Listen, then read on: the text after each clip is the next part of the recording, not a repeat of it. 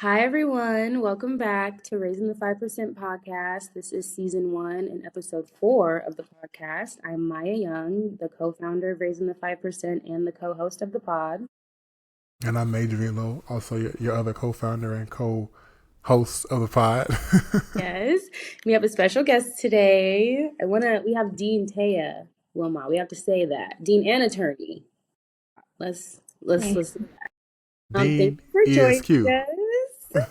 Yes, ESQ. I Right, never want to forget that. Never want to right. Never. Never. Thank you for joining us. We're so happy to have you. This is so exciting because I think the last time Tay and I saw each other in person, girl, that was like, I want to say it was a while. 2 years ago, 3 years, something. At the MBLA Gala, I feel like Mm-hmm. it was in May of 2023. Yeah, that's forever ago. So it's so good to see you again. But that's when we were both, well, I was going to say when we were both in the East Coast, but you're still in the East Coast. I couldn't do that anymore. But shout out to both of y'all. I'm also from the East Coast, She's also from the East Coast. so Not too much on the East Coast. Listen, I'm a Southerner at heart, but I live here currently. What'd you say, Taya? where y'all? I'm from St. Louis by way of Texas, so a little bit everywhere. I've been in Texas for like the last decade, but I live in DC now though. So Okay, yeah, Vermont was my stint of my East Coast. you went to Vermont. That's right. that would have turned me off to the East Coast too. Listen, and it did, and I'm so sorry. I had to come right back home, and I've been in Houston. New England is very different than the East Coast. Like New England is its own separate thing, and I say that living where I live and doing what I do for work. But to be clear, New England is a different. People keep saying that. I don't know. We'll get into it. But before we start actually talking, I want to read Tay's bio. So she is a first generation college graduate from Albany, New York. After graduating from Sage College of Albany, which is now Russell Sage Colleges, with a bachelor's in law and society with a legal pathway, she went on to attend Western New England School of Law. At WNE Law, she was very active in building a strong community through her work as a teaching assistant for several first year courses, an orientation committee chair, and Student Bar Association parliamentarian. Most notably, she served as the president of the WNE Law's Bolsa chapter for her last 2 years of law school, and she now serves as the first Black woman dean of law admissions in the Western New England University's history. Clap for that. You are strong. You were Come on, inaugural dean, inaugural Black woman dean. Inaugural Black woman dean. Yeah, put some respect on her name. Okay, so you were saying, okay, East Coast is different. So you being from Albany, what made you even think to go to Western New England? Did that start when you were attending undergrad, or how was that? So I say originally, but my whole like journey to law school was very much so like happenstance coming from like my parents were when someone suggested law school, I think it was my academic advisor, and I came home told my parents at 18. They were like, "Yeah, law school, you're doing that. That sounds great." And of course, they're not gonna say no, don't do it. And so then I was in a 3+3 program. I didn't end up doing that. And then I didn't even end up going to that school for multiple reasons. You know, that may come up in this talk, but then I was going to actually go to where you are from. I was going to go to Houston to go to law school. But that was around COVID time, and decisions had to be made about just like, okay, if I have to fly back and forth home, airport, we don't know what's going to happen with like, nobody knew what was going to happen during the pandemic. So, and that was legit. The pandemic started March of 2020, and I started law school in August of 2020. So the decision time had to be made when they were still saying, oh, only 2 weeks of quarantine, only 2 more weeks, only 2 more weeks. So this school was not too far from home, but was far enough. If I needed to go back and forth, I could. So then this school kind of just It just made sense. Yeah. Yeah, I get that. And see, that's so interesting. Whenever people talk about attending law school during the midst of COVID, I always have to remember, like, so your entire first law school year was online. No, so that's a good thing that you brought it up. This school, Western New England, decided to do hybrid. So we were 2 days in person, 2 days online. Oh, And that was a really big thing for me because I was like, I don't want to do it online. yeah. I just did not want to do it. Um, I I was done with undergrad by the time the pandemic started. Hmm. So I was like, never had to do schooling online. Don't feel like doing it now. And I liked the fact that it was hybrid. So that was another selling point for me. Wow, that's very interesting. Okay. So let's now set the scene. You graduated. We've moved from Albany to where exactly is Western In Springfield, Massachusetts. So State? it's like a hop, skip, and a jump away from Connecticut, a little further of a hop, skip, and a jump away from New York. Okay, we're in Springfield. What's that like? How are we let's channel, what would that be like? First, 1L Tia, like how is she feeling making the jump? Because you said it's like it's very different. So what were you expecting? Did you have an expectation of what Western New England law would be, and then did it match up to reality, or was it like, oh, this is I not the I had no expectations of what it would be like living here. I will say, because I also didn't do, honestly, like I did not do much research, and I wish I did because I didn't even know, like I had came here for like reasons that were for fun, never or like Mm-hmm. going for a specific thing. So it didn't even hit me that this is where I was going to go for school Mhm. until I drove here. I want to say in like May, maybe after I already put down my first deposit. And I was like, well, this the Maybe. campus is clean, so like sure, let's just do that. Realized I didn't even look at the law school at the time. Like I didn't even know where I was at. Mhm. Um, so I didn't really have any expectations. Um,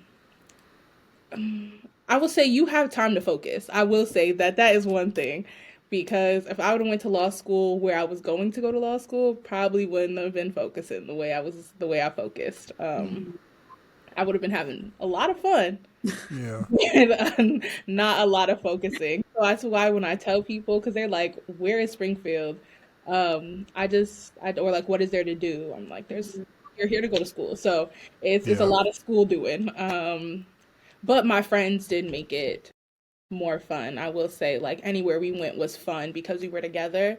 So in that case, I had fun, and I know I ended up where I was supposed to be. So I'm not mad about it. I relate to that like wholeheartedly, and I'm sure Maya does too. I went to Texas Tech for law school, and I also was strongly considering some Houston area law schools. But being that I had went to undergrad in the Houston area, I was like, all of my friends were in the Houston area. My family was there. I was like, yeah, I'm gonna Same be over. I'm gonna be studying something else if I don't if I go to school in Houston. I won't be getting a law degree. I'll be probably getting a master's or something in about a year. I had to Mhm. be very real about it. I think that's a real point, and I tell folks all the time because I feel like too when you become a black lawyer, we talk about this a lot on the show. You become like a pseudo pre-law advice, like a counselor, because everybody thinks that you know everything about admissions once you get a law degree. And the biggest piece of advice I got to tell folks is like you need to go somewhere where you can focus. And Mhm. so that's a good segue into one of the things we like to do on the show. We told you a little bit earlier. We like to tackle all three P's. So the pre-law, the pursuit of the JD, which is what we call law school experience, and the profession of JD. So we're going to give you the opportunity right now to pick one of those three subtopics that you want to answer a question about. So first, pre-law, the profession, or the pursuit. I feel like I want to do the pursuit. The Yeah. pursuit. So law school. Okay. Let's I feel like see. pre-law, you're gonna ask me a lot of pre-law questions anyway, because Yeah. Yeah. Naturally. and that is my Naturally we question. are. So let's do the pursuit. Uh, I can jump in first. So I'll ask a question. Being that you went to like Western New England, right? Did you have any experiences with imposter syndrome? And if so, how did you deal with that in law school? How did you navigate the challenges of feeling like maybe, the profession only is we're 5% in the profession since we've been allowed to be in the profession. Have you navigated imposter syndrome, even in your role as the first Black woman to be a dean, but more so related to the getting your law degree in general? Did you feel any imposter syndrome, and how did you navigate it? I did not even honestly hear the term of imposter syndrome till I got to law school, which low key seems like a scheme that's how I set up because I don't feel like I experienced that at all. Or maybe I experienced it, but I didn't think it had anything to do with like me being a Black woman in spaces. And then I got to law Mhm. school and I heard people talking about it and like warning us against it. And I was like, oh, wait, is that what I'm like experiencing? Mhm. But if I'm being honest, you get into law school really quickly and you learn that not everybody's smart, respectfully. I'm just Hello. not everybody's smart. And there's different types of smart. So somebody, everybody's smart at something. Clearly you are a good test taker. You may know X, Y, and Z, but like felt like I felt like, okay, I'm here, and my major in undergrad, I feel like really prepared me for law school, or at least for like my experiences academically in law school. So there were times I would say maybe later on, like I was in the national moot court team, and I feel like that was like an example of when we got there and we were arguing at the federal courthouse here. I was like, oh, maybe I just did something I shouldn't have done. Like maybe, I tried to do something that was too much. But I feel like it was never that I felt like, dang, am I supposed to be here? Because then when you look around and you hear people talk, and you're just like, oh no, yeah, I Yeah. fit right in the mix. If anything, it was more like, what did I do? Why did I do this? Like, was it a mistake Mm-hmm. for me to do it? Not that I wasn't supposed to be here. That's a really refreshing take, I think, on imposter syndrome because we talked about it before. I mean, even within, I mean, like on and off this podcast about how law school can be this very, I always say it's like a social experiment. Like you get to a place and you're learning so much information at so much time. Like the learning curve is steep, and so it can sometimes cause people to like second guess exactly what we talked about. Like, what am I doing here? But it's refreshing for you to be like, no, I think I am. I'm just kind of concerned. Like like what I'm actually doing here. So that's very cool that you say that. Especially because well, we're gonna stick with the P's that you chose. But we read your bio and just all the things that you were involved in and how even in the midst of you taking all of those things on during your law school, my next question is how did you even go about choosing those things? Like how did you go about choosing SBA and BOLSA, especially serving as president for 2 years on BOLSA? You are strong. Okay, I want to say that right now. President for 2 years, girl, hats off to you. But how did you even think about doing that? Was it something that you knew coming into law school? You always wanted to be involved as you got just more progressed in your academic career, or did it come to you and you were like, okay, I could see myself doing this, and then you took that leap? What was that choice like? So I was always involved in extracurriculars. I graduated high school, president of my National Honor Society, graduated college, president of student government, and the year before was VP. I was an RA in college. So like being involved was nothing, Mhm. I wasn't new to that. I didn't do anything my first year because one, COVID, Mhm. but I did attend BALSA meetings and everything. I went to a Discover Law program at University of Buffalo, and one of our RAs, Aldiama, she would always bring up BALSA. Like she would always tell us about it. And so I knew I was like, okay, when I get to law school, I'm gonna look for BALSA. Even before I went here, I had her ask around because I was like, do they have a BALSA? Like, tell me about it. Um, and so then when I got here, I feel like Balsa was had a lot of things like one that they had to deal with just because there wasn't many of us. We're already kind of disenfranchised because of like physically disenfranchised because the three L's weren't on campus really at all. There was like five black two L's and then the one L's were one L's and Yeah. 1 year is how 1 year is. Um, but even with all of that, I believe that year and the year prior to Balsa had won like best org here. Oh, So I think like that showed like, okay, like there's a lot that can happen, but there were some things, mainly like our chapter was not really involved too much in like the regional and national NIBOSA and NABOSA. And so there were like job fairs that I only knew about, or like the academic retreat that I only knew about because of my friend Albiama, she was serving on the board at that time, Mm-hmm. the regional board. And so I was like, okay, well, I wasn't new to leadership positions, ran for president. And then running again to me seemed like a no-brainer because I was just like, I still got things that I need to do, and like I'm here. So, and also it was just like, if I'm here, I'm gonna be president. That's kind of just how I felt. So, um, and so that's how that happened. Everything else, like SBA, someone asked me to do it. The teaching assistant thing, one of the professors asked me to do criminal law, and then civil procedure I wanted to do. And the other things, I just realized specifically with the TAing, like, especially you get credit for it. That was, I'm not gonna say they were easy credits because criminal law was definitely not an easy credit because that was a lot of work. But I was just like, oh, this is a way that I can get credit without being in class and having to take a final. Yeah, I'm gonna do that. Um, and I feel like it helped keep certain things like fresh in my mind when it came time to take the bar. Mm-hmm. So that's things just kind of I just got involved, and I feel I'm the type of person who like I'm going to, if I don't see a community that I like, I'm gonna make it. So it was I was just making it, and now I feel much better with the community here. I like that quote. If I don't see a community I I'm gonna like, I'm make gonna it. make it. Yeah, I like that. It's very Cool. Shirley Chisholm. There's not a place the holding there. I like that. I Yeah. was gonna say, one thing that came to mind when you were talking about just like all the things you've been involved in. You did BOSA, you did SBA, you did just so many things in law school, and you competed in national competitions. I'm wondering how you chose and what advice do you have like to students on managing like priorities, but also managing responsibilities in law school. I know for me, like I was SWBOSA chair, which is the Southwest region of NABOSA, and sometimes I'm extremely grateful I did it because I did it for the same reasons you ran for BOSA president twice. I was also BOSA vice president and running a rep. But also at times it created like I think an immense responsibility on me as a student. And I think I wonder sometimes like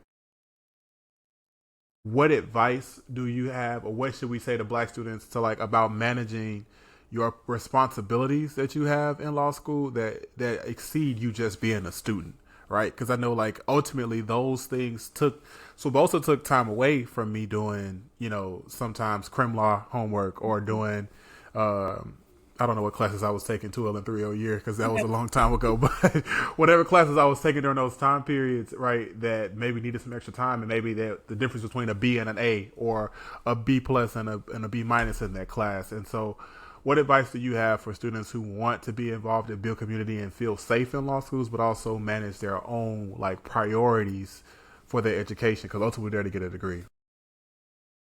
That's a good question. I feel like I didn't do a good job at that, honestly. Like being so honest, I don't feel like I did a good job at balancing me being a student with me being a student leader. I felt like I led with being a leader often, and I'm sure you both can, especially Maya, I'm sure you can, like, when there's not a lot of us, but you're the student leader, you are being put in everything. You're being plugged in everything. They're asking you to do everything because they don't know anyone else. There may not be that many other people. Mm-hmm. And at least in our chapter, and even just outside of BOSA, there were so many people of color who were capable to do so many things. Um, but I think because you're a face of something, then they just keep on asking you to do stuff. And when you have that heart to change, like you want to change environments and everything, you have to also balance that out with I'm here to be a student. Because in law school, them rankings, there's nothing on my transcript saying anything that I did in law school outside of my grades. And that's really crazy because I'm like, okay, you see my GPA, but just Look, can you I have focus on, so much more. Yeah, like, look at everything if you else. found out like what else I was doing along with school. I remember having a conversation with people in my study group and being honest with them, like, Black students in law school, it's like we go to an extra school. Like we do extra, specifically if we are involved, because not only did I have to go to class and quote unquote like compete with all of you, but then I have to create the apparel sales and the events that you all can go to and have fun. And like I'm in charge. I not maybe not fully in charge, but like I have the weight of the community as a whole, whereas y'all just go to school and go home. And yes, it's my choice, but also I'm the person who suffers if that's not done. So Right. it's like we all, and I would say like at least during my time, I feel like my cohort was definitely very active. They were very like not integral, but like they were perfect for what was needed at the time here. And now I see the benefits of what we reaped, or what we sowed at that time. But like it is like two extra schools. I wish that there was something, you know how they have like the cum laude or whatever. Like I wish there was something on our transcripts or on our degree saying all of the other stuff we did, because we most of the time we carry schools on our back, respectfully. And then we have to go to class and do what everyone else does. And everyone else is well rested. They don't have to set up for an event. They don't have to set up for a gala. They don't have to coordinate like, oh my They don't gosh, have to fundraise, because we have to we're fundraise. fundraising money, which is a full-time job. Full time. Yeah. Even the people who are involved, Yeah. respectfully, it's not the same. It's not. It's not. That's why I said when I read that and I said, "Girl, you was president for 2 years." Yeah. Girl, Oh I was my Lord, I had struggling to with that. like, Yeah. it's so Like, interesting it's a lot. now after how I had to like advocate heavily for everything we got. But even just thinking about like coordinating a group of 10 or more students to go to these conventions Mm-hmm. while also attending classes and also doing like I remember the first convention we went to, which was in Connecticut. It got to the point where I had to get the procurement, like the director of procurement's personal phone number because nobody was trying to help me. And they were like, yeah, you put the money down and we'll reimburse you. I'm like, who has $5,000? I don't have Put the $5,000 money down. reimbursed. Is this Y'all a have what? I'm confused. right. And so I had to email this person, email the dean, email back and forth, email. At that point, I just like, let me go straight to the person who has the money. Mm-hmm. Figured out procurement, spoke to her, we got the check, and I think we had about 7 or 8 people at that convention. But like that type of stuff, All the hoops you had to jump through as a full-time student. all of those, Yeah. and I had like a clinic that semester. So I ended up coming back and I was like, I need to be remote for this clinic because I'm tired. But that, all of those things, it's just like we go to an extra, we have school and then we have like night school. We have like a part-time job on top of Yeah. everything else that doesn't get And factored. on top of that, some folks actually may be working while they doing all that. You know what I mean? Like the chair before me, the Subosa chair before me, because the chair, like we managed 20 chapters, but she worked full time, she did law school full time, and she was a chair. You know what I mean? And was a mom to 4. You know what I mean? So it was like, Woo. The president after me, Nikki, full-time mom, Yeah. works full-time, goes to law school in the evening, and was the president. Like those are the type of things that like type that of is people that's insane that we even have have to to do that. have to I balance think you described it perfectly. It's the weight of community because I remember even especially I mean I think Weight we and the all cost. the weight and the cost of community. And I think we can all can say I mean even May being in Texas and us both being on the East Coast. I think all of our BOLSA chapters. It wasn't like we had like Big 50 numbers. to 100. Yeah, 50 to 100 people. Like we were working with small chapters and also schools who maybe, I mean, even the community wasn't reflective of it being very, I mean, it was diverse, I guess, if they want to say that, but it wasn't equitable. Mine wasn't. Yeah, it wasn't equitable. Mine wasn't was diverse. not. I'll say that. Okay, so it wasn't diverse at all. Yeah. And so the weight of community is like even wanting to be involved in BOLSA as we all were. It comes a point where it's like it's that weight and that cost that I do want to be a full-time student. I have all these things going on, and yet like the only time that I'm probably going to see people who look like me, if they're not in my class, is in this extracurricular. And there's also no one who wants that to do I'm this. coordinating. That I'm coordinating. That I'm There's doing, no one who wants to do right. this. I don't have a budget. I Yeah. have to put like it creates such a weird relationship because it's like obviously I want to do this. Obviously I want to feel connected, but like It at makes the a cost of blessing a me. burden. It Yeah, makes a so it makes blessing a burden because the blessing is the community, but the burden is being the person that always has to organize it. yeah. And then too, I think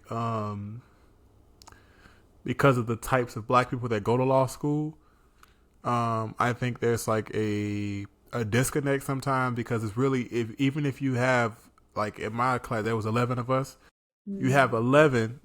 All 11 ain't gonna get along. You know what I mean? You may have 6 that like each other for real, and those 6 may end up being the Bosa board. You know what I mean? So it's like, but the other 5 may, like 3 may join Bosa. You know what I mean? So it's like you just it's hard to navigate those spaces, and so It's an invisible responsibility a little bit because I mean even when we talk about, let's like just use Bolsa, like black folks who are attending a law school period, like not all of them even wanted to be involved in Bolsa. I think that was a shock to me when I started to become Bolsa president. I'm asking people, hey, do you want to come? Do you want to join? They're like, no. What do you Yeah. mean no? What else are you gonna do? But for some people, it's like I want to go to law school. I want to get out. I'm not trying to kick it with. I don't want to kick it with you, skate with you, talk to you, none of that. Like I just want to do my bid and leave. And I think it's interesting because it's just like obviously everyone. I think especially in law school, it's very odd. You're learning about all of these different things that are happening like in continuity. Like you're talking about the past and how the law school has or how the law has already affected people. And then you can contrast that with like what is happening in real time. And it's like, oh, okay. Like I remember taking con law and I'm like, y'all don't want to come to no Bolsa meeting? Like, are you sure? Like, are you positive? And it's just interesting realizing all of that because it creates, I agree, like what May said, it's a blessing and a burden. I would love to do this, but then I'm waking up at like 6 a.m. I'm going to sleep at like 10 and I still got to go to class tomorrow. And then y'all asking me for more? And you think about it in that scenario, like who's wrong? Like Yeah. are they wrong for just wanting to go to the school that they paid to go to and not right, Yeah. right, carry the burden of also building the house that they're living in, that they Yeah. paid to live in? Like, are they wrong? And I see that. I yeah, experienced that as president, but then after graduating and now still being like semi a part of the chapter, Hmm. or just in a supporting capacity for the chapter, like are they wrong for just wanting to focus on school and right. just focus on grades and attend for fun and not have to carry the And weight? honestly, we can't say that they are because No, we're talking about the same the weight that it comes you with being the person that's in what charge of sucks. it. Because That's the burden. either way, them being in law school is the representation, right? Like whether Yeah, they attend Bolsa meetings or kick it with other black people, like them even making it to law school is the success. It is the feat. And so it's like you can't be it's weird. You can't be mad, but it's also like you yearn for community at the same time. And I think all of us, we I think May, I don't want to speak for you, but I think we could all agree like we are very leadership oriented. We do appreciate having different things. May and I, when we got to law school, we're like, we're gonna chill out. Like we said we were going to be one of the people that we didn't do said we were shit. we said we're gonna That go didn't ahead work and out. Very obviously. at the end of 1L year, we texting each other. So hey, I think I'm gonna join Right. Graduated and started this. the podcast. Right. Listen. And so I think it gets to a point where it's like you want to do that, but you start to look around and you start to realize, like, oh my gosh, like if I'm not doing it, or if other people who think like me aren't doing it, it's just gonna cease to exist. There was a point in time after I stopped being Bolsa president, so like at the end of my 2L year, like I was having conversations with the DEI dean. She was over at DEI, and I was telling her like, girl, there's not going to be a Bolsa chapter next year. Like we have like 3 black students in total in this school, and none of them want to run it. She was looking for ally members to run Bolsa. I said, well, okay, let's not. But like, it got to a point where it was literally going to die out, and Bolsa had kind of come back my first year, and so it always creates sort of the give and take of like, I'm never going to be upset at anyone who's like, I don't want to join, I just want to focus, because I get that. But I always think about like the people who are trying and who are wanting to expand the chapter, to just expand different things. And I think that can be done like outside of Bolsa and other things as well. But it is very interesting, especially going to schools like all of us, I think, that have smaller chapter. It creates almost an extra responsibility to make sure that people still feel fulfilled, even though they don't have the same amount of resources as big schools. Like I know Téa and I, we were in Nibolsa, our chapters, and I think about like how Harvard, it's either Harvard or Columbia, they take like a ski retreat every fall. Ski retreat. I can't. Yeah. They can't even pay for us to go Harvard goes to like upstream. Africa or something. They go to Ghana or something. Yeah, and it's We have just more people in their 1L class than we have in the chapter. Yeah, but I also the think entire there's an school. added layer to that too, because their classes are so much bigger than our. Like I think their 1L class is probably the class the size of my entire law school class. Right. It's So, percentage wise, it's probably yeah, is very probably the same. You know what I mean? And Give the or take. resources are crazy. But They're 50, alum. 50, 50 is the difference than 10 still, nevertheless. I'm not discounting that. Being in a school with 50 black people, I can pick and choose which one of y'all I like with 50. I kind of got to like all 10 of y'all if it's just 10 of us. You know what I mean? That's literally But, how it was. You look around, you look yeah. down the line, it's like, well, I guess this is it. And then they start Yeah. leaving, it's like, oh, we off. It's fine. We just gonna leave it alone. I think I wanted to go back to a point that you raised and kind of make this full circle. Jump to another P to the profession point, right? With you being in admissions now, what does that look like on your side? Like, because now you have like a decision factor. Like, essentially, you kind of have a decision in creating the class of black students that attend WNE. Is that yeah?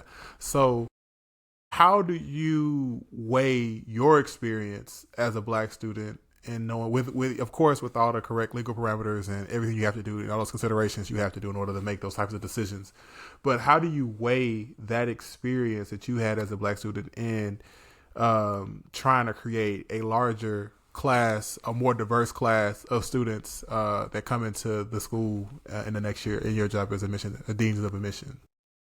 So, Yeah. I think we have to start off with saying SFFA, Yeah, all of that stuff. reflection repeal. And before I was dean, I was the director of admissions, and I started in September of 2023. And so that was right after the SFFA decision. So everyone was trying to figure out what that meant for everyone. So I started off with saying, no, we don't have any quotas. The race ethnicity data is suppressed. We don't see it before people get admitted. I just have to start off by saying that. I would say that there's not many people in the building who work here who went to school here. And I'm a person of color that went to school here. There's 2 white women and a white man that went to school here. I'm much older. So I'm the only one who really recently. who has the experience of what the community is like now and worked to build it this way. So I do feel like when I'm recruiting, it comes up often. And I am able to be honest. Like, I make it a point, and this is something I had to decide, like, okay, when I take this job, I'm going to have to be recruiting for a school that I know a few months ago I just gave everybody the business on. And so, like, morally, I had to think, like, okay, how am I going to present this? Because I was very clear, like, I'm not selling this school.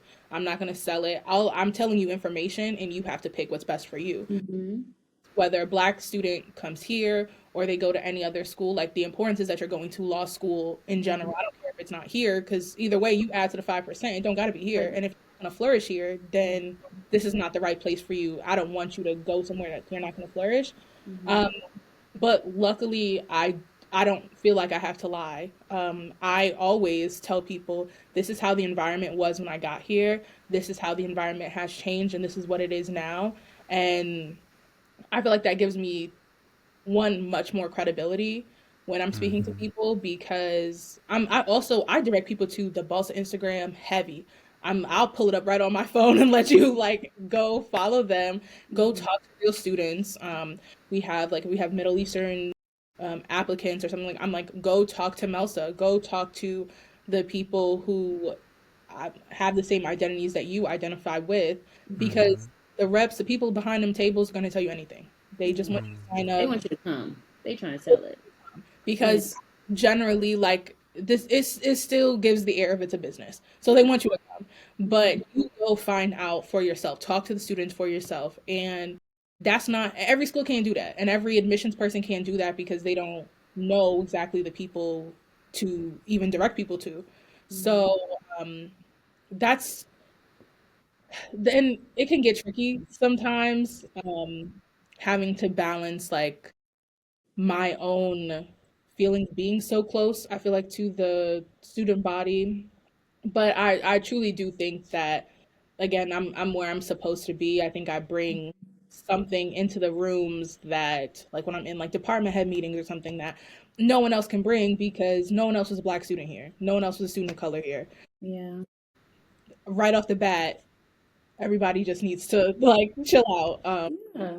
But that's also something in me that I need to remember to speak up. Like we spoke about the imposter syndrome, and I didn't feel it too much as a student, but I will say in this position, sometimes I'm in like the meeting with like the university president and VP and all of these like CFO, and I'm like, y'all are asking me questions I don't know. I'm just a girl. Yeah.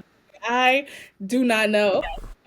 I did not feel the imposter syndrome much as a student, but now in this role, sometimes I'm in meetings or I'm being asked questions, having to report on data, and even just some background, like the transition to me getting in this role was very quick. Like my boss let it be known that she was leaving, and then I had like a month to be able to transition into this role.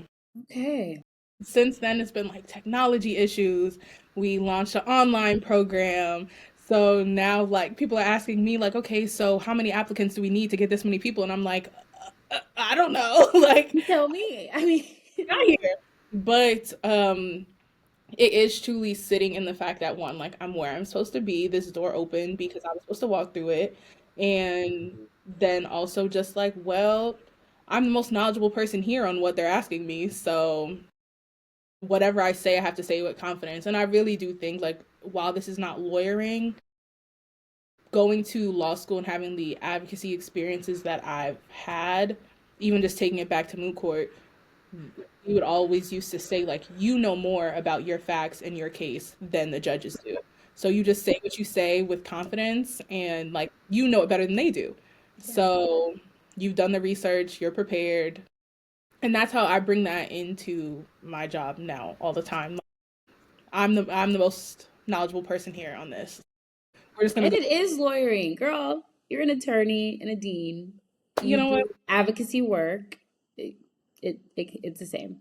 But it's interesting that you say that because I think that's so real. Like a lot of, I mean, just about how law schools, I mean, honestly, any graduate professional school, it is a business. And so when people are recruiting, they don't actually talk about real experiences. I remember when I was even thinking about going to Vermont, the first thing I did was try to find the BOLSTA page or try to find like anything because I think that's what students are looking for. It's not just about, oh, this school will offer me this, offer me that. It's about how will I be at this school? How will I interact? I know, was it like an episode ago or two episodes, man, I talked about that it might be important for people to even visit the law school that they're thinking about so you can really see it, not when they're trying to sell it to you and they have tours and they're taking you to specific places where people are set up right in no, like see it when it's actually in the swing of things, what it really looks like.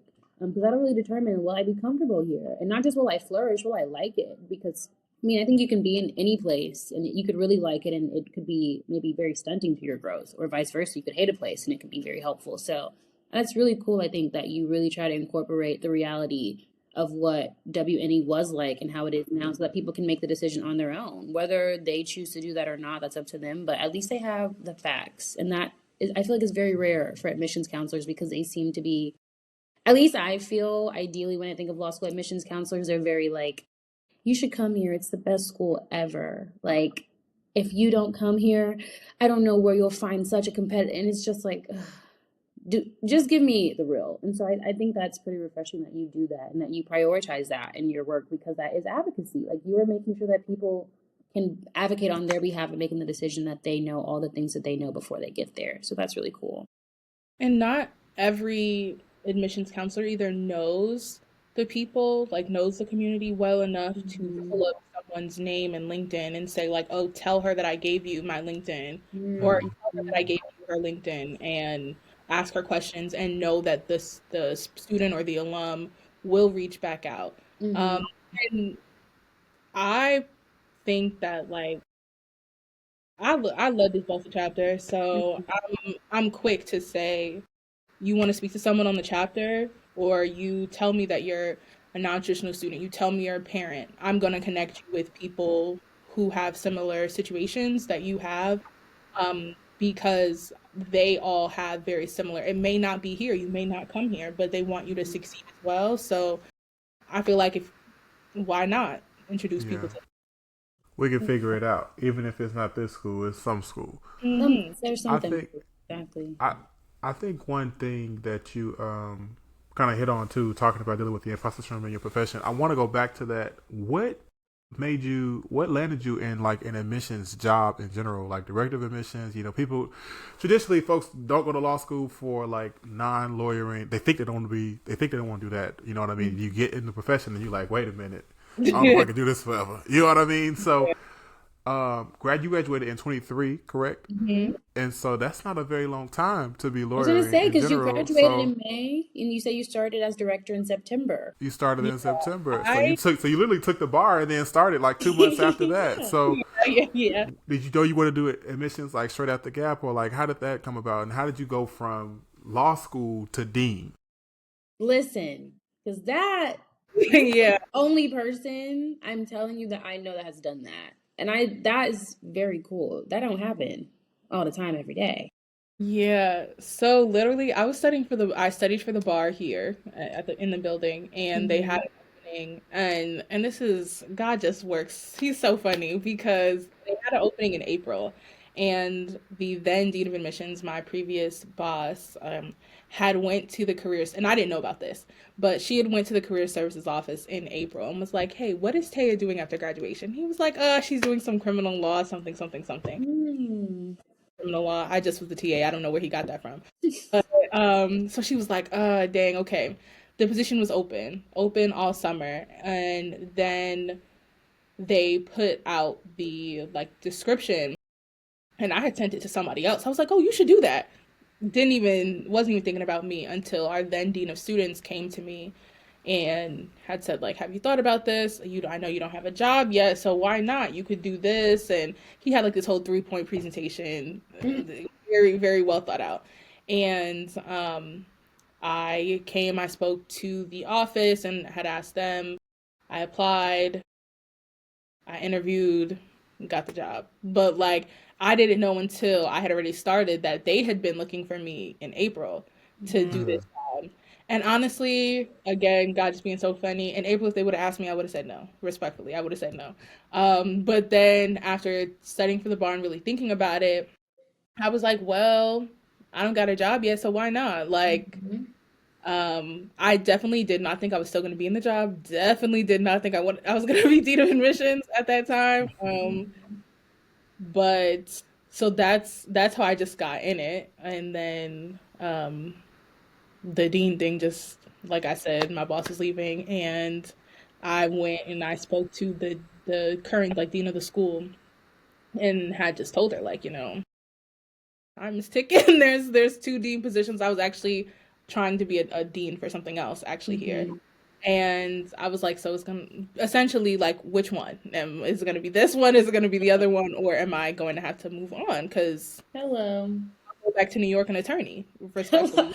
I'm good either way. Hello. Yeah, and I was so nervous to say that too, just because and I feel like it's fine to say it on here, but Yeah. because a lot of times like we we and it makes me Discount our contribution to right. work environments. As children, we're like, yeah, authority figures, you're not going to speak up to them. Like, Right. our Be parents grateful. want us to be well spoken and be advocates, but not towards them. Yeah. Yeah, not for yourself. Advocate for other people. So be Never advocates for Yeah. for other people, not towards you. But Yeah. yeah. That's good. so when I had that conversation, I have the notes still written out because I was like, I need to write this down. so I would know what to say.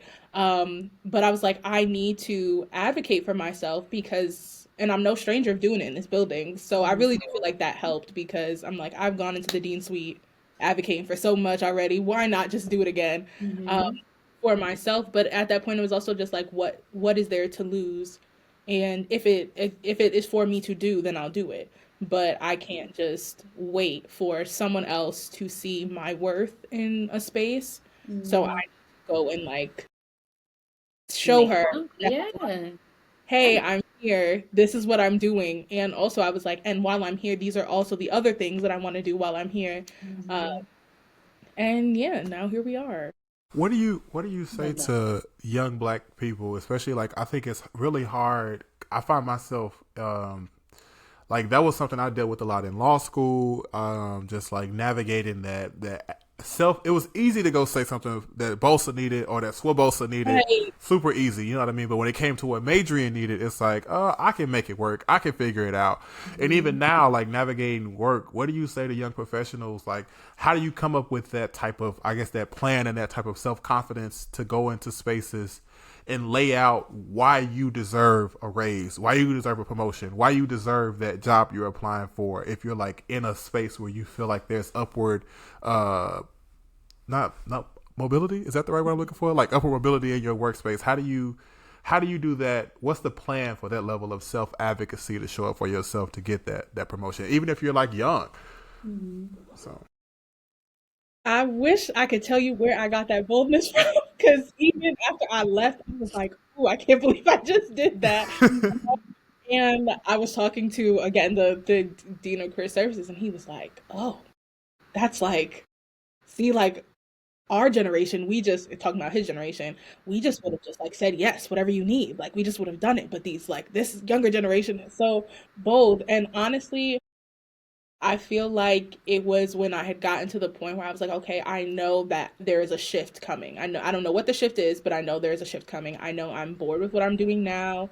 And so at that point I had kind of just been, I feel like it was like kind of being fed up with just like, all right, well, something is gonna have to shake. Either it's this or I'm going to go. And I also felt like it was even out of respect to her, telling her where I was at. I feel like we had never had a conversation about where I wanted to be professionally and what I wanted to do. And so I felt like it was even like courtesy of me having that conversation with her to be like, hey, I want this place to flourish. This is what it could look like. It could look like me helping it flourish, or it could look like you replacing me when I leave. Um, yeah, the boldness, I don't know. I prayed a lot right before that. Um, but I think it's ultimately like we have to recognize our worth in spaces and not, and I'm not even speaking just about the degree, respectfully. Like, I'm not speaking about the degree, I'm not speaking about the license, I'm not speaking about the ESQ, the JD, the whatever.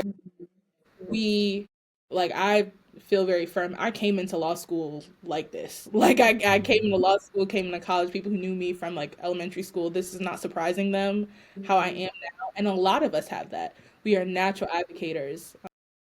We are eloquent. We like the degree and the extra letters is just for everybody else to Yeah. know. We've been new. Exactly. We've been new. The people around us been new that like this is who we were. And so it's really us realizing like, okay, I'm not leading with a GPA, I'm not leading with a transcript, I'm not leading with a degree, a license, or nothing. I'm leading with me. Like I'm the special thing here. Once we realize it, then we have the skills to advocate for ourselves, so then just do it. And imagine you're advocating for a client. Like hello. you have to imagine if it helps, take you out of it. And what would you do? What would you want someone to do for you, or what would you do for someone else? Like we have the skills, and it's natural. I feel like for a lot of us. Yeah, I love that because even while you were talking, I thought about advocacy, especially when you're trying to go to law school. It really starts like in the pre-law stage, right? Like when you're writing the statements and you're looking to schools to apply to and you're looking for the LSAT score. Like you're constantly having to advocate. Once you get to law school, you're advocating when you're looking for internships, when you're looking for extracurricular things. And so it's almost ironic because I feel the same way that throughout law school they teach us how to be an advocate but it's so difficult sometimes to advocate for ourselves when we want better, when we want more, and we just want something different. Mm-hmm. I think the legal field can be so stringent in what is considered to be lawful, or like what is considered to be legal work or lawyering, as we were talking about earlier, when it's so much more expansive than that. And sometimes it just requires like you believing enough in yourself and knowing that what's meant to be will be, so that you advocate it. And it's, I like the what you said, like if it's meant to be, I want it to flourish regardless. If I'm gonna help it flourish, great. If not, bye. But the point is still the same. And I think that's really cool because I don't know, that's kind of what law school is supposed to be about. But it's nice to see that it happened in action. And so now, Dean, we want to ask you some questions about just some tips for people who are applying in the law school cycle when they're looking to see, I want to go to law school. Maybe they haven't started the process, maybe they're thinking about it. What do you think makes someone a competitive applicant outside of an LSAT score or other things? Like, what do you think as an admissions dean that other admission deans are looking to see when they're looking at applications, when they're thinking about competitive applicants? What is something that would stand out to you that makes you think this person not only should get to go to law school, but they should come to this law school? I like what you said about like advocacy starts pre-law. And that's, I tell people a lot of times, like when you're thinking of your application, like let's say you have a bad GPA from undergrad or something. Mm-hmm. People are like, should I mention it in an addendum? Should I not? And I'm like, okay, think about it. You're an attorney, you're in the courtroom, and you have bad facts. Are you going to ignore the bad facts and hope nobody brings it up? Or Are are you you gonna going hide it? Or are you gonna get in front of it? Right. to get in front of it? And so, like, we see the GPA, you see the GPA, you know we see it. Like, there's no point of hiding it. Right. But you can control the narrative. And that's the thing that I push so much. Like, a lot of schools don't do interviews. We only know what you tell us, and we know what's in the paper. So we can make assumptions, or you can control the narrative and tell us what you want us to know. And like, again, you think about it, we're the jury, you're trying to control the narrative because the other side, which is our mind, our assumptions, our background, and you don't even know the background of the people who's reading it. So you just need to tell us what you need us to know, exactly how you want us to think, break it down for us. Obviously, not a whole bunch. We don't need 40 pages worth of addendums, but like if you have a low GPA and it's because you were taking care of your family, working 5 jobs in undergrad, and like that was stressful, but you don't tell us, all we're going to see is a bad GPA. We're going to assume you're unserious or you're unfit. Like, but there's a whole background story that you need to tell us. A poor LSAT score, or like a string of poor LSAT scores, and then maybe like a one good one, and that's really subjective school to school. What's a poor LSAT score versus what's a good one? But if you were taking care of a sick family member that whole time, your dog died, something happened right before you took the exam, tell us that, because what we're going to assume is that maybe that one test was a fluke and all the other ones are the ones that accurately represent who you are. So you just have to really get in front of things. And that's your first thing of lawyering right there, is getting in front of it. I do feel like, at least with us, I think meeting with us can help, because while we do not do interviews, every interaction you have with admissions professionals, even if it's a fair, I remember that there are some kooky people I've met at fairs, and I remember them. Like, I remember them. I sometimes put a little mark near their name. They made me feel unsafe. Like, I remember them. Or I had really good interactions with people. They followed up with me. Like, there are some names that I do remember positively. So every interaction you have, every email that you have, I have an email in my inbox right now of someone, like, off the bat, call me by my first name. I do not know you. Why are you calling me? Like, and Dean, thank you. once you get here, everyone is calling me by my first name, and that's kind of by choice. But you don't know me. Like, you see the ESQ, like you see the, like, an attorney. Just why are you doing this? Like, or they'll spell my name completely wrong. They'll like won't even have a little salutations. They'll just get right to the business. Like, whoa. So all of those things, those are interactions. And so you have to remember that this all is a professional experience. And right off the bat, be professional. Like, always show up like, be yourself. Yes, be yourself. But don't be too lax with us that you think we're homegirls. Not home.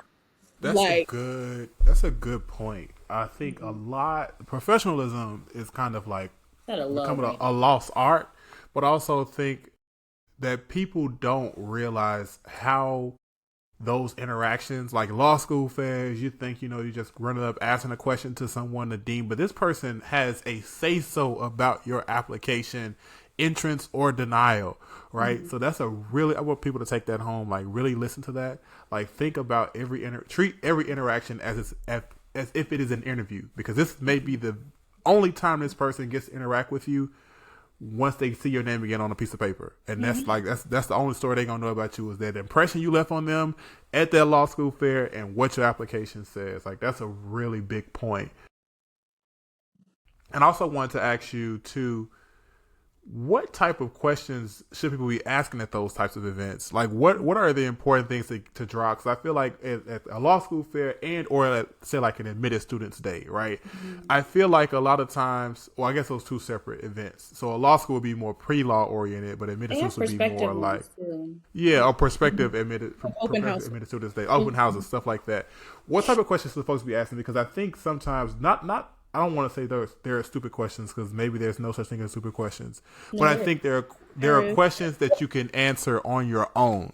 And I think when you have someone's time there and you are like a law school fair, what type of pointed questions should folks be asking to get to make the best use of their time and yours and those those students in those law school spaces? so I have to remember when I'm there that I'm at a school that most people don't know. I lived an hour and a half away from it and didn't even know it. A lot of times people are coming up never even hearing of the school. And so they're going to ask me questions like, where is the school located? What's your LSAT median? They're going to ask, preliminary questions. Don't go up to a school saying like, oh my gosh, you're on my list, and then ask me questions that you could have Googled. Don't do that. Or don't email me questions that you also could have Googled. That's another thing that's just like a pet peeve of mine, because now I have to send you the link to what you should own, or you're giving me homework to have to write everything out. Bad like thing to do. But yeah, asking preliminary questions, and every school is different. Like, are you going to go up to Harvard and ask them where they're located? Probably not. That's probably not, that doesn't make sense to do. But us, you don't know where we're located. Okay.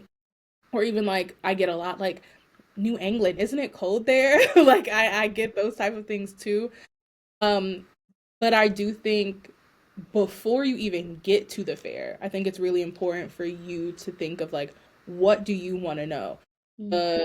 Or like, because there are a lot of schools, it's very overwhelming. It's very overwhelming, at least for me. I can't speak about all the reps, but I get overstimulated a lot in those fairs. But there's sometimes like 200 plus tables to go through. So go with a plan, whether that's like geographically, like what schools am I looking at? Are these big schools? Are these small schools? Do preliminary research and stuff. I'm sure there's even more tools in there where when we started law school about how to narrow down your search.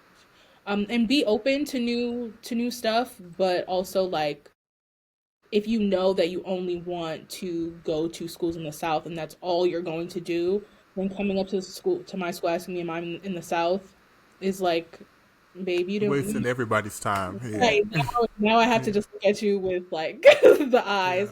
The eyes, yeah. At those events. But then open houses, I feel like open houses, you should ask more in depth, because now you're here. Now you're like physically here. So even asking questions not only to admissions reps, so we make sure that there's students at those events. There's faculty, staff at those events. So ask them questions about what they do, how they interact with each other, if they're a student or faculty. Ask about the classrooms and like the really like day-to-day stuff that may seem very mundane that you may not ask during a fair, because that's a lot of stuff. Like, it's a lot of people to get through and you may not have the time. But really get into the weeds. Come with the hard-hitting questions. I prefer someone to have really hard-hitting questions and to come and be like, well, tell me about your school. Like, I can do that, but I would prefer for you to have questions, even if they're generic. Like, what is your student to faculty ratio? How do you help students prepare for the bar? Like, things like, even if it's like harder questions, come prepared with something. I feel like that's the name of the game. No, that's very real. I like that. Yeah, because I always think about like the website, a law school's website can only tell you so much. It really requires you to kind of, we talked about this on one of our episodes, like you have to kind of be open to the idea of cold emailing or cold reaching out to people, even if you don't know them, because ultimately you want to figure out what the school is like. And the website isn't going to tell you that, on Tuesdays we have this, or on these days we have this. You have to actually go out there and be personable and reach people. And ultimately, it's also a lesson in networking. You have to really put yourself out there, give yourself an elevator pitch of like, hey, I'm looking for this thing. You may have access to this knowledge of this thing. How can I get there? What can I do to make sure I'm getting there? Like it kind of requires, as we've been talking about, it requires advocacy. If you ultimately want to be an advocate, it does start in the pre-law stage, but specifically at those fairs. So that's really, really good advice. I have two final questions for you, and then we will let you go. My first question, it's just because we've been talking about it, and I just think it's very awesome, very historic. But you being the first Black woman to be dean in this position, a very inaugural position, do you think that that's impacted the way in which not only, I guess, because we talked about how you want to view the program, but how you want to just continue to expand what admissions looks like at WNE, or the type of work that you want to do within the role and outside of this role? Like, how do you think that's kind of been pivotal to your growth and ultimately your success in this role right now? So because I feel like it's kind of new, and even though I've Mm-hmm. been in it for a little bit, but I like got in it and then the cycle just like it started. So Mm-hmm. everything's just been going. But I do think I I think in any position that I have, like I bring me to the position and my Mm-hmm. perspective, my thoughts. Even like when I'm talking to people, I try to make sure like I don't strip away myself too much and Mm-hmm. coach so much that I'm not relatable anymore, Yeah. because at the end of the day, code switching is tiring. It really is tiring. So Respectability like, politics is right, always. I try Yeah. not to do all that. But and this is not, I don't want to say that this is specifically because there had not been a Black woman in the position before, because Mm-hmm. these are goals or things that it shouldn't need a Black woman to have those things. But I know specifically like HBCU enrollment, we don't have, I can't think of someone who went to an HBCU that goes here currently, or even that went here with me. And I think that's a problem. Uh, Yeah. I did not attend, as you read about, I didn't attend an HBCU. My sister did. Mm-hmm. Um, and I knew that that was something I wanted to do even when I was the assistant director. And Mm-hmm. this fall, I was able to go to the HBCU pre-law conference Yes. in Atlanta. I was able to be on a panel there, and that's what I want us to do and continue to do, because while SFFA does give us restrictions on like we can't say we want a quarter of our like class to be students of color or whatever, there are like intentional recruiting that can be done. Mm-hmm. And it, like we're not saying we're gonna save a spot open for you just because you went to an HBCU, Right. but I do think like there's perspective that's missing in the classroom that we don't have. And it's Right. because we also don't recruit. We're not intentional. We are very much a regional school. There's no HBCUs up here. And so those are people who like fall through the cracks, and they want to go to law school everywhere. They don't want to stay in the South. They don't want to just be in these type of environments. So like why not? And so that's one of the things that I really, really would like to do. So if you're an HBCU student, please, Please reach out to her. please reach out to me. I love that. I feel like intention makes a lot of sense because I I feel like I can kind of relate to that. I felt the same way with being SBA president. It was very interesting, especially when you think about like it's a like you said, it's a perspective that's not really thought about. It's not that there's maybe a purposeful exclusion. It's almost how we talked about earlier, like it's the weight of community. No one's really thinking about if like people who went to Black colleges, like you mentioned specifically, want to go to schools that are outside of their purview, that are maybe like thousands of miles away from they go to school because there's no HBCUs around, or there's no this around or that around. And so I think intentional recruiting is very cool because the whole point, especially what we talk about in this podcast and the name, is like to raise the 5%, or it's to increase enrollment into law schools, period. And so if there are not people or schools there who don't really have the perspective of going outside of maybe regular purview, it does disenfranchise people, even if that's not the intention. And so I think being intentional about that is really, really cool. So thank you for that.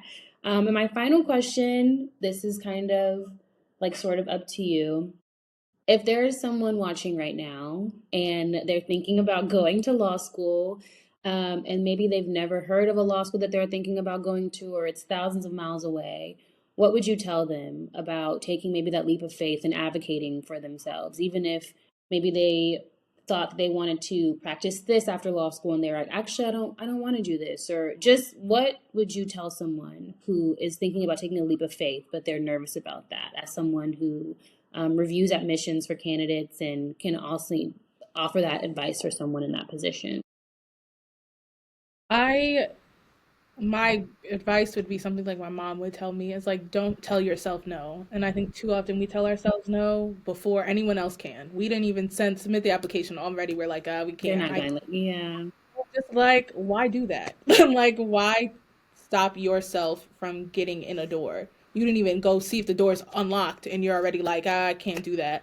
Like, I just think that behavior can stop us from getting into so many different places, and we're really pigeonholing ourselves back. And even if, because I didn't even realize, like, there are people who apply for multiple cycles, and I think the best thing that you can do if you do apply to a school and you don't get in, or you're waitlisted, talk to the reps. Like, I know we do deny counseling, and figure out what it is, because sometimes it is as simple as like, oh, your score was and not simple, but like it's an easier answer as like, oh, Mhm. which is your score that didn't get you in. But a lot of times it's like, oh, if you would have applied in November and not March, you would have gotten in. But we don't know that. We don't know that early applications Yeah, can, not only are they good, but sometimes the class is done. The class is yeah, closed. There's no getting in after that. You could be a good applicant, but we just don't have space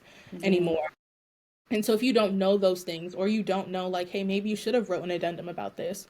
Maybe you should have explained this further. Your letters of recommendation, this person really, you don't need them to be your recommender because they didn't really say anything great about you. Those are certain things that, like, you wouldn't know if you don't ask. And so I know, like, putting yourself out there sucks. And we're speaking from the vantage point of we already went to law school, Yeah. so it may seem like we're talking to you just to say it, but like, truthfully, please don't tell yourself no. Please don't say like you can't do it. This world is full of people who like change the world, and if they would have said that they couldn't do it, then where would we be? So like, Sure. please just give it a shot. You have these two amazing people here who are bringing you so many other amazing people, so like, reach out to your resources, and there's so many. I feel like there were not this many resources Yeah. for us. I feel like the only one that I found was Black Girls Do Law. When Yes. Yes, when I was headed into law school, and so now there's so many. Yeah, it's grown. The like Nabalsa pre-law stuff, like there's so many Mhm. things. So please reach out to your resources, and you're not alone. There's so many people who also are fighting this fight and trying to get to where you're trying to be. So and again, we're very community minded, so find your people, but don't give up. Yeah. And that's I love it. that. Thanks for that. That was great. Guys, That's thank Great. good. you. Dean Téa, attorney Téa, attorney Dean Téa. I don't have both of them. Both No, of just us. so many things. Thank you so much for joining us. I really love this. I honestly learned so much. Your perspective was very refreshing because you're the first admissions dean we've had on our podcast. So this is kind of inaugural for us too. But it's also just very cool to talk to someone who is actually at a dean or at a dean at their alma mater. Like that's kind of like very rare. People usually are deans at other schools, or they go somewhere and then they work somewhere else. But you worked and went to the school, and you started within the span of months. Like you graduated and started in the span of months. So you've been able to really see, I guess, the progress of what the school was when you started, when you graduated, in the midst of all the things that you contributed to the school with BOLSA and SBA and being a TA and all these things. And now you're actually in the position to increase enrollment. That is just a very cool full circle moment. So thank you for sharing your expertise with us. Thank you for taking it with us for a little bit. We loved having Of course. Thank you. Thank you so much. you. Okay, y'all. This wraps up season 1, episode 4 of Raising the 5%. You can find us on YouTube, Spotify, Apple Podcasts, and you can also follow us too. We'll have that linked below. But yeah. Let us know if you have any questions or what else you want to hear from us on the pod. And if you have any questions for Dean Téa, can they email you, Dean? They can. Yes, what's your email? It is, are they going to see my first and last name? Yeah. Okay. Yes. So it's my first dot last at law.wane.edu. You don't have to use the accent mark, just the TEA is fine. Okay. Yeah, so if y'all have questions, email her. And don't call her Téa. Be respectful, because she told y'all about that on this episode. So don't be like, oh, I watched the episode. Come correct now. It's like let's pay attention, okay? Yeah. But thank you again so much, and that wraps up. We need like a little thing, that closes out the episode or something. Yeah, a cue card. Yeah. Thanks so much, Dean. Bye. Bye.